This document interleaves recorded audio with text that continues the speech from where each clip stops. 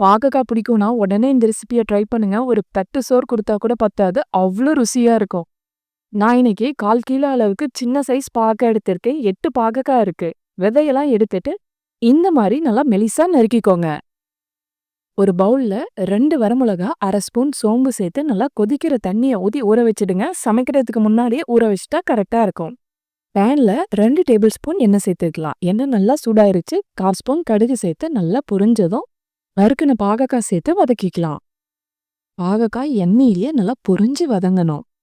கசப்பு தன்மை பிடிக்கும்னா கண்டிப்பா இந்த ரெசிபியை மிஸ் பண்ணாம ட்ரை பண்ணுங்க. ஒரு தட்டு சோறு கொடுத்தா கூட சாப்பிடலாம். அவ்வளோ ருசியா இருக்கும். பாருங்க, பாகக்காய் நல்லா பொரிஞ்சு வதங்கிடுச்சு. இப்போ ஒரு பெரிய சைஸ் வெங்காயம், 2 பெரிய சைஸ் தக்காளி பொடியா நறுக்கிட்டு சேர்த்துக்கலாம்.